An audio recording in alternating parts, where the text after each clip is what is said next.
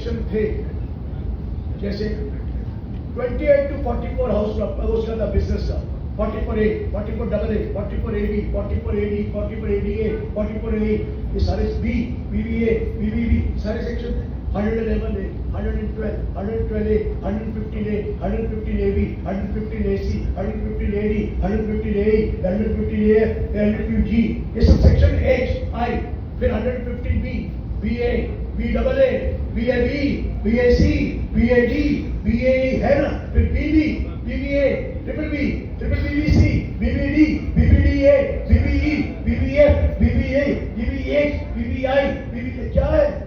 Sub section थे, capital, सबको number नया। अब कोई ए वाला नहीं, सबको नया, तो डबल तो हो जाएगा।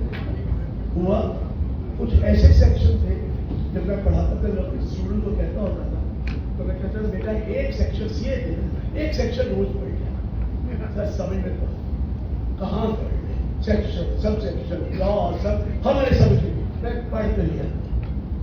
4 घंटे में फोन आया, सर मैंने एक सेक्शन पढ़ा, 4 घंटे में, कोई बात नहीं एक तो पढ़ लिया। कहता सुन तो लो सर, लास्ट में लिखा था इट इज नॉट एप्लीकेबल तो ये भी नहीं पता वो सेक्शन है। मैं तो आगे से या तो लास्ट लाइन देख लो, जब बिगिनिंग में लिखा होता है between this date to this, वो बहुत सेक्शन थे 150 से ऊपर, वो हटा दिए। ATH, ATHS, ATHSA, ATHSB, ATHSC, ATHSD, ATHSE, ये सारे सेक्शन थे, सब हटा दिए। इसलिए अब नए सेक्शन कितने? 536, पहले 298 बोलते थे, हमें 536 सेक्शन 22 प्रोपोज। सबसे बड़ा चेंज ये है कि प्रीवियस ईयर असेसमेंट ईयर खत्म, tax year. Tax year is 12 months period of the financial year commencing on 1st April। एक फाइनेंशियल ईयर का 12 months पीरियड जब 1 अप्रैल को शुरू होगा तो अप्रैल टू मार्च तो होगी, राइट और रॉन्ग? ये टैक्स ईयर है, और income of this tax year will be tax in the next subsequent tax. और क्या है? Tax year. कोई जहां जहां प्रीवियस ईयर लिखा था वहां टैक्स ईयर, जहां जहां असेसमेंट लिखा था सब्सिक्वेंट टैक्स ईयर। क्लियर हुआ? ये भी समझ सेक्शन 3 आई इससे फायदा वही तो अच्छा था। जब आप पढ़ेंगे ना, हमारी किताब क्यों पढ़ते थे आप? हमने बड़ा सिंप्लीफाई करके लिखा। कैसे करते थे? एक बच्चा 12 लाइन का है तो पहले तरह इतना लिख के not understanding on the content, फिर ABCD करेंगे छोटे छोटे करके, सभी को वही करेंगे। जो बड़ा सेक्शन था उसको तोड़कर 5-6 लाइनों में अलग अलग सिंप्लीफाई। जहां नॉट अंडरस्टैंडिंग लिखा था वहां पर इरिस्पेक्टिव ऑफ फायदा यह है लैंग्वेज को सही करा। कितने सेक्शन थे उसके TDS के? 193, 194, 194A, 194B, 194BB, 194D, DA, 194 LA, LB, LC, कहां तक सेक्शन थे? एक सेक्शन कर दिया 390, उसमें एक टेबल बना दी और सारे सेक्शन बांटा, जैसे रेडी लेक्चर में होता है। रेडी लेक्चर में होता है नहीं होता है? एक ही जगह सारे सेक्शन एट ए क्लास, तो सिंप्लीफाई हो गया। रेडिलेटर पढ़ा है ना आप? रेडिलेटर क्यों देखते हैं? सारे सेक्शन नजर आ जाते हैं, इतनी इंटरनेशनल है, इतना ये पूरा रेडिलेटर TCS 394 एक ही सेक्शन खत्म कर बता दिया। सेक्शन सैलरी के कितने थे? 3, 15, 16, 17, यही तो सबको पता है। चार्ज ऑफ सैलरी, ड्यू और receive basis every year, deduction standard deduction of salary 16, 17, 71 meaning of salary, 72 meaning of perquisite, 73 meaning of profit. No 15 से 19 सेक्शन, 15 वही चार्ज वही लैंग्वेज, 16 डिडक्शन नहीं है, 16 है मीनिंग ऑफ सैलरी, 17 है मीनिंग ऑफ परपोजिट, 18 है meaning of profit in due of salary, 19 है deductions. पहले 2 ही डिडक्शन थी या 3 कह लो, एंटरटेनमेंट अलाउंस से जो वो भी करते हैं। अब सारी डिडक्शन जितने भी रिटायरमेंट बेनिफिट मिलेंगे, चाहे वो ग्रेजुएटी, चाहे वो रिटायरमेंट हो, चाहे कम वो आपका पेंशन हो, चाहे लीव इनकैशमेंट हो, कोई भी जितने भी बेनिफिट मिलेंगे, एंट्रेंचमेंट कंपनसेशन हो, पहले ग्रॉस सैलरी में ऐड, फिर सेक्शन 17 में लेस। समझ में आया? लेस। सेक्शन 3 वही मीनिंग ऑफ प्रीवियस एक मतलब टेक्सचर कर दिया। सेक्शन 4 चार्ज ऑफ इनकम वही है। Section 5 scope of total income वही है।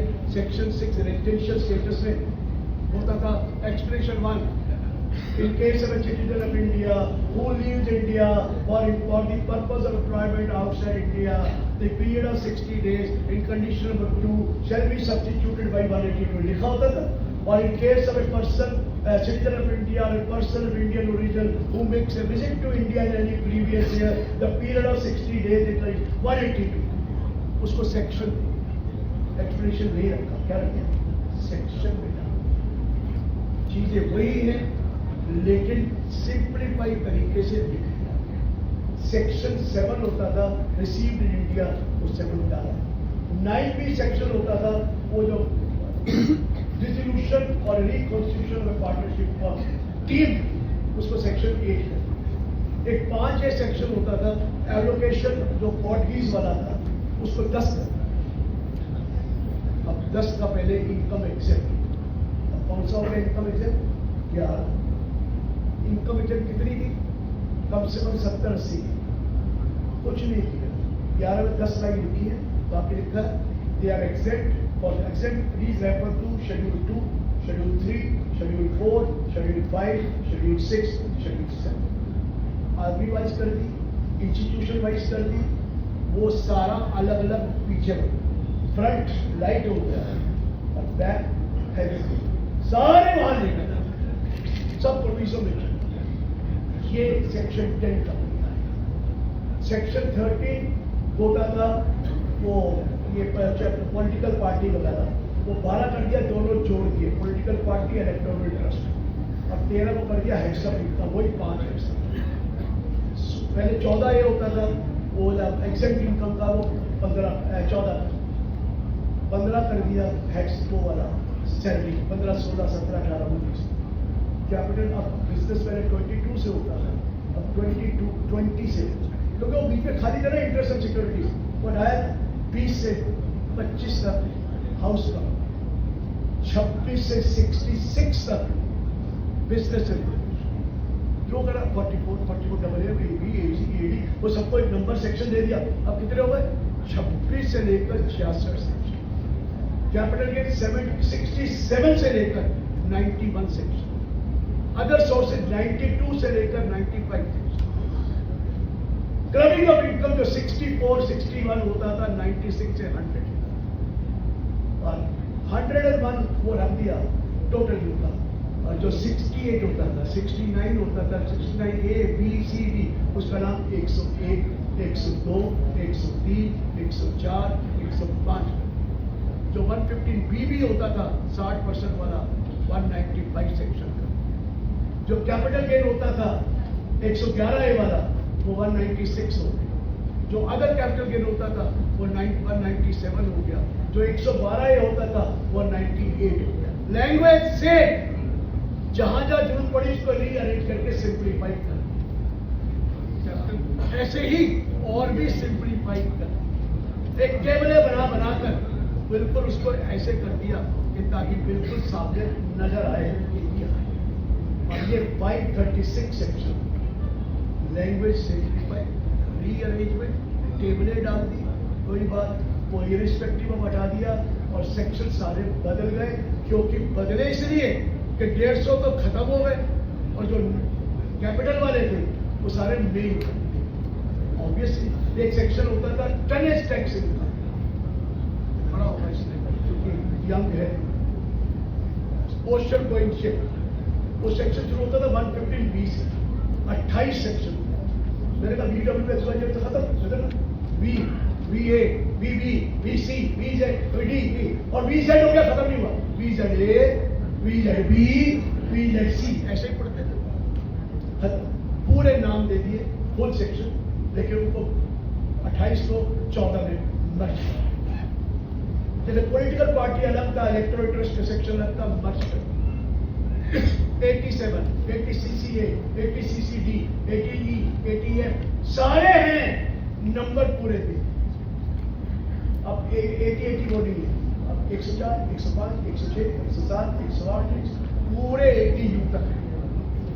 जो इंटरेस्ट होता था सीनियर सिटीजन का अलग, वो TT वो मर्ज कर स्टेटमेंट बना। नॉन रेजिडेंट के केसेस होते थे अलग अलग, एक चार्ट बनाया नॉन रेजिडेंट का, पूरा लिख दिया क्या नहीं, सिंप्लीफाई किया। अब रेडी देख रहे क्यों पढ़ा करते थे, एक ही जगह नजर आ जाएगा। अब अपना एक्ट पढ़ लेना, एक ही जगह नजर आ जाएगा। लेकिन ये नहीं पता, रेफर टू इन सेक्शन 43, 54, 94, वो कहां से बार बार देखोगे, तो हम लिखेंगे तो आपको बताएंगे इसका क्या। बाकी सिंप्लीफाई हो गया। कह रहे जब 2 लाख वर्ड कम कर दिए, अरे अब कम कैसे करे, जो 150 सेक्शन कम हुए उसके तो वर्ड कम किए और किसके किए। लेकिन लैंग्वेज रीअरेंज हुई है, लैंग्वेज को सिंपल किया गया है, जहाँ जहाँ डिफिकल्टी थी उसको कर दिया गया है, लेकिन बेसिक कॉन्सेप्ट कोई चीज नहीं। लेकिन बार दिया है जो रीअसेसमेंट का था 3 साल और 5 साल, 4 और 6 4 to 6 कर रीअसेसमेंट वाले 1 पहले होते थे ना 3 और 5 करे थे, नाउ इट इज 4 and 6, वो बढ़ा दिए, एक साथ चुप करके बढ़ा दिए 4 and 6। अब पढ़ेंगे, अभी तो आया है, अभी तो साल भर है, ये लगेगा 1026। सेनेट कमेटी को गया, सेनेट कमेटी क्या करेगी, वही तो लॉ है, चाहिए तो हुआ ही नहीं, सेक्शन में बदले, एक बार रीडिंग करवा देंगे, कोई सजेशन होगा तो दे देंगे, ये पक्का अगले साल 1/4/26 मीन्स फाइनेंशियल ईयर 26-27 असेसमेंट 26-27। ये वाला बजट जो है वो असेसमेंट ईयर 26-27 का तो आ चुका है, 25-26 का तो बजट है जो मैंने पहले किया। अब अगले साल का 99% उम्मीद है कि वो लॉ नहीं आएगा, सब और देख जाए इतना ही। But law has become simple in the language. Rearrangement of sections, rearrangement of regrouping of sections, and the basic concept of कोई चीज सब वही के वही है जो पढ़ा करते थे। लेकिन अब मुसीबत ये है, हमें पुराने सेक्शन याद थे, अब मुसीबत पड़ जाएगी कि कौन सा। अब ATC की ATC में कितनी चीजें हैं, इसमें उठाकर उसको पीछे डाल दो, किधर लिया ATC में 1.5 लाख मिलेगा और डाला कहाँ है, उसमें शेड्यूल में डाल दिया वो 24 आइटम जो ATC की। सिंप्लीफाई इस तरह हो गया कि आपको इधर कम करना पड़ेगा, जरूरत है तो वहां चले, वो पढ़ लो वहां से। तो ये एक कॉन्सेप्ट है। आप पूछ रहे